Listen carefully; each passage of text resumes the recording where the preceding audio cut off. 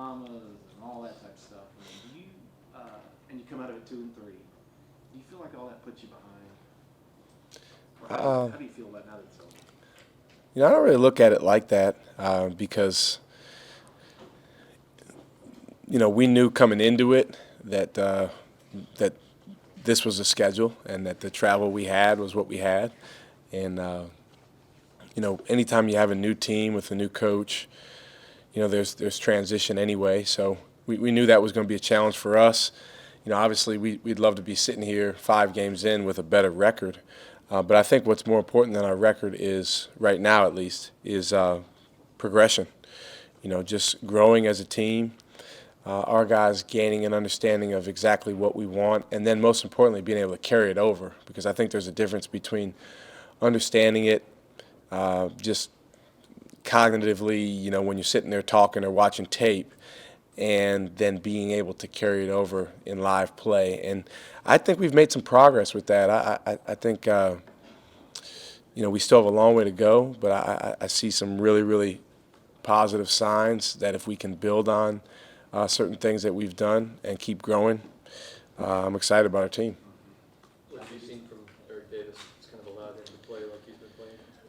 Well, he kind of, and this is typical for freshmen, he had a little bit of a fog over his head for, just a little while starting the season. And,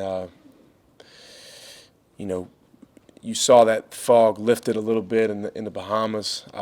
He still has a lot of growth that's left for him. But I'm really excited about him because he has a spirit about him, I think is the best word, that is something, to be honest with you, that we're really lacking and we need more of. So I think as he continues to emerge as a player, hopefully he can share that spirit and be infectious in that way. Shaka, on that same note, with the other two guys, with Kerwin and Tevin, just a little bit on their shooting struggles. Is it a scenario where they need to kind of be patient and it's going to start coming to them, or do you think they're pressing a little bit, or do you think it's just freshmen kind of? Yeah, I think all the above. I mean, those three are really good players. I think of the three of them, Eric's probably been the most himself, these last few games at least. But you know what? I think Kerwin and Tevin made some progress in the Bahamas as well. I really do. And again, there's the results, and then there's just looking at them and seeing the look on their face. And the look on their face is a little bit more poised than it was, a lot more really, in game one.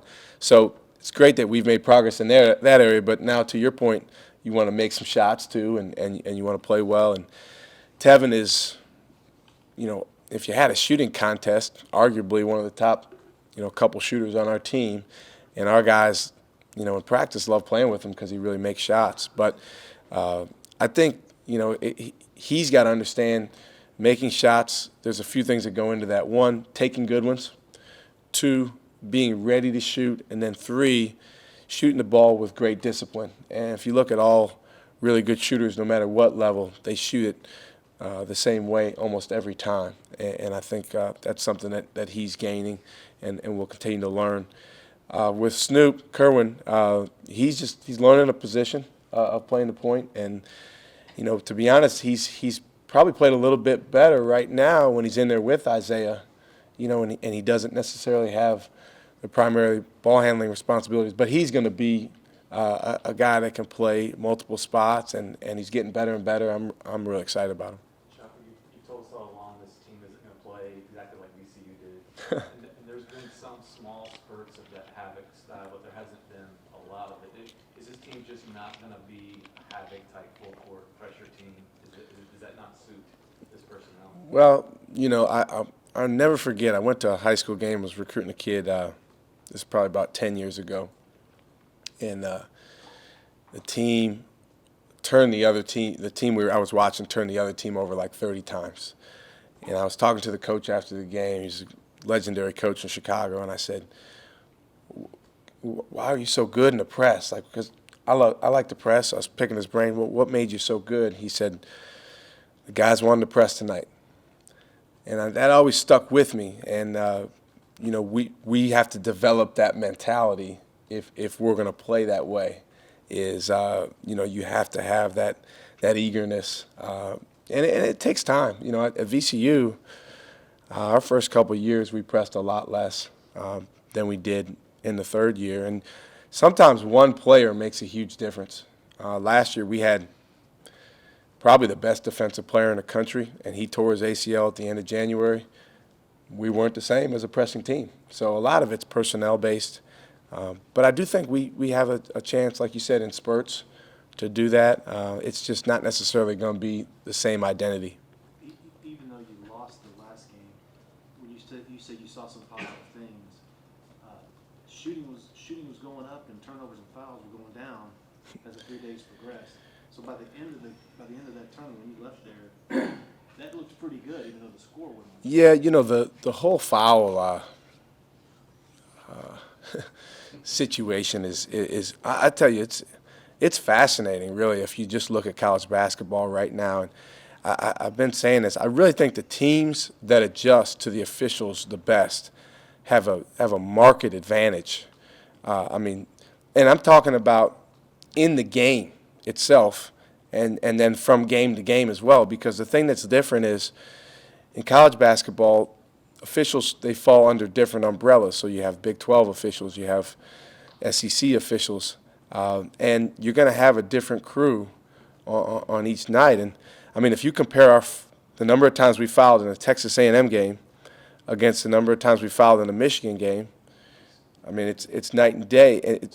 It's almost like we didn't foul enough in the Michigan game. I'm being serious because, now you want to say, okay, we got to be more aggressive right now. We only got 3 team fouls, and it's 5-6 minutes left in the half. But so that's going to take some, real understanding on the part of our guys and us helping them with that. Where's this team at mentally right now after the Bahamas, and do you have an update on Kendall? I'll answer the second question first. Kendall is making progress. He just, he wanted to play down there, but,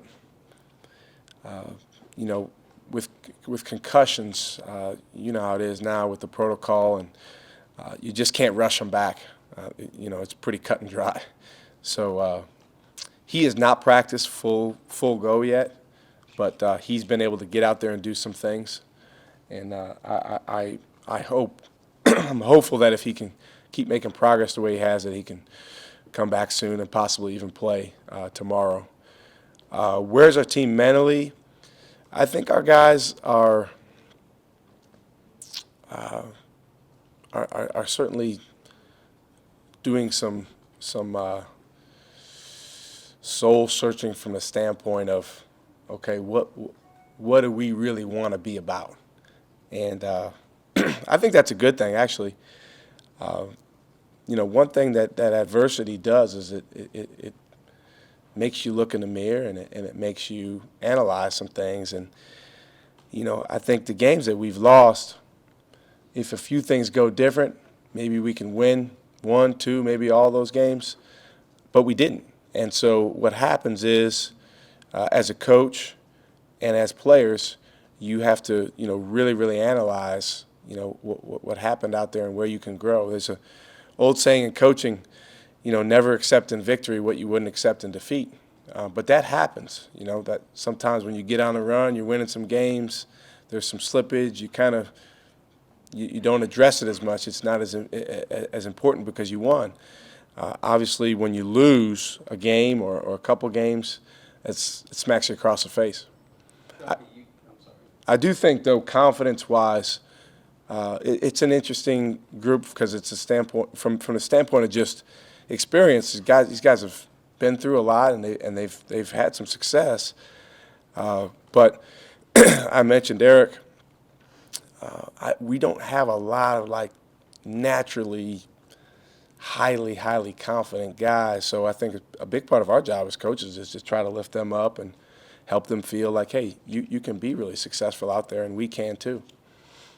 UTA is going to come in confident with wins at Ohio State and Memphis. Mm-hmm.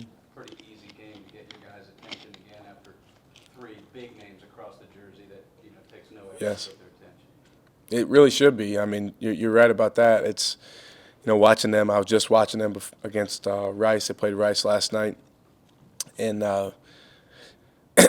Coach Cross has done a terrific job there. I mean, they're really good. And as you said, if you focus on names or conferences, you're missing the boat because they went into Memphis and won. That's obviously a really tough place to play.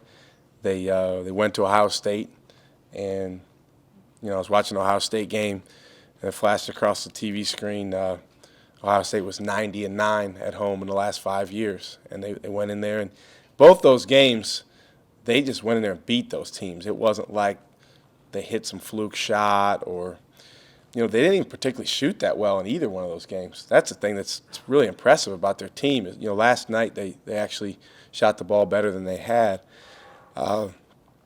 They got two guys, Hervey and Neal, their starting four and the starting point guard, that to me could play anywhere.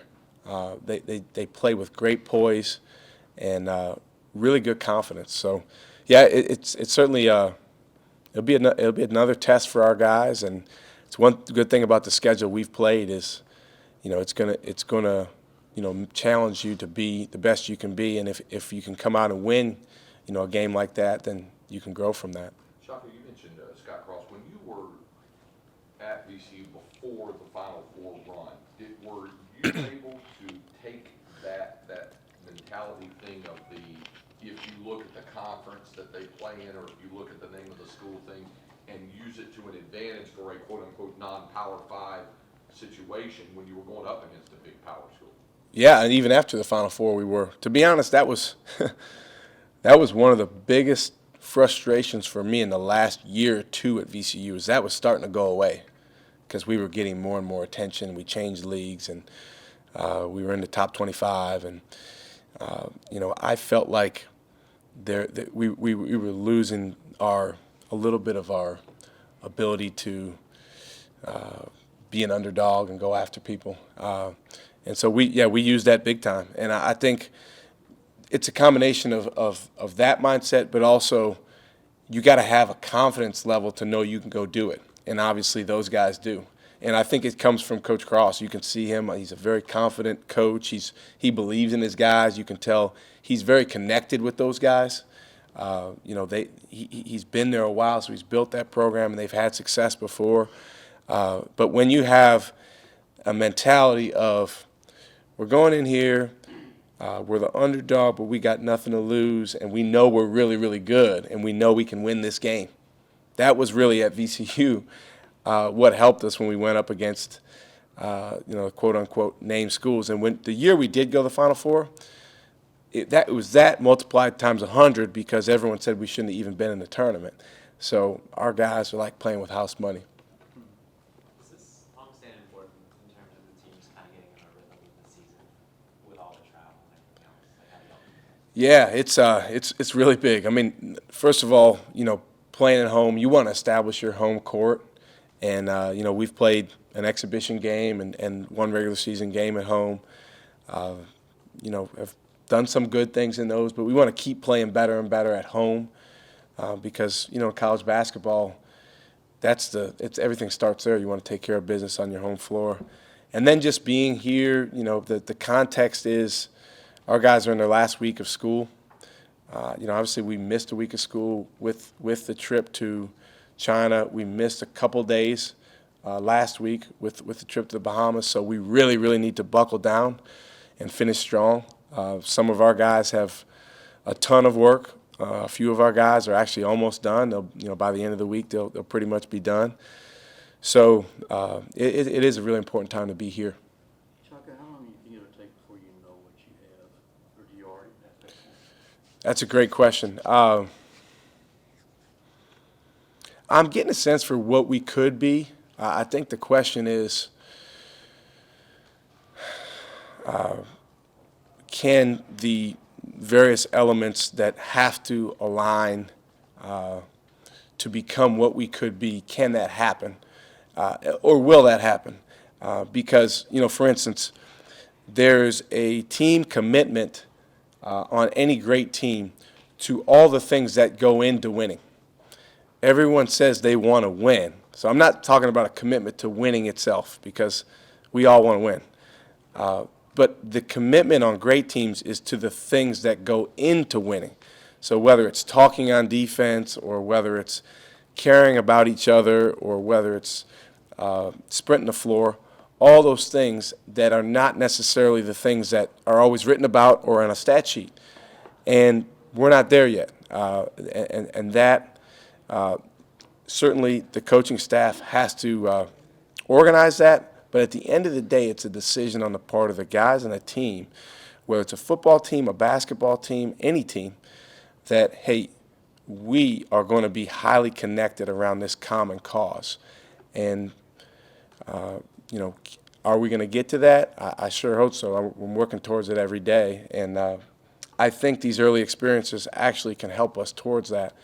But, it'll be interesting to see how it plays out. Was that spirit you were talking about, Eric Davis? Spirit, yeah. I mean, to me, there's different teams that are highly successful in different ways. But the teams that I've been around, the coaches that I've been around, that have been really, really good, they've had that collective spirit. My first year at VCU, we were really talented, but we were just so heavy. I mean, it was just this heaviness about us, and every time out there it was like, whew, we got to get through this, and, we got to find it. And, at the end of my second year, that was the year we went to the Final Four, it was the opposite. It was a lightness and ease about us that, we were together, we were helping each other, we were connected.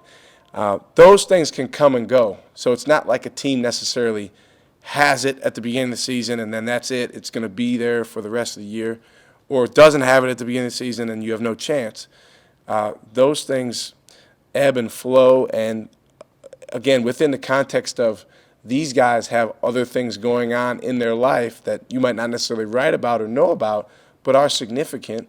And we've got to get our guys and our staff and everyone to combine the mentality of what goes into winning is most important to us above everything else. What I'm hearing when you say that is exactly what your predecessor always talked about, is that who on this team is a killer? Who does it really matter to? Yeah, see, here's what's important, though. It matters to everyone on our team to win. It does. I really believe that. But what's got to matter, that's not enough. What's got to matter is what goes into winning. What goes into winning? Because if you do all the things that create success, if you're talented enough and you're fortunate enough, you will have success. But actually, if you focus only on that success and on the results, then what, and I talked about this last time, what can get obscured is the process. And that happened to us in China. I think that happened to us at times in the Bahamas. And listen, it's part of the early stages of the season of learning, hey, here's how our team can be successful and what goes into it. And our job as coaches is to make that crystal clear and then to try to hold them accountable as much as possible to carrying that over. What would you want this team's identity to be? What would I like the team's identity to be? I think if I could sum it up in one word, it would be connected. I want our team to be connected. Our guys like each other.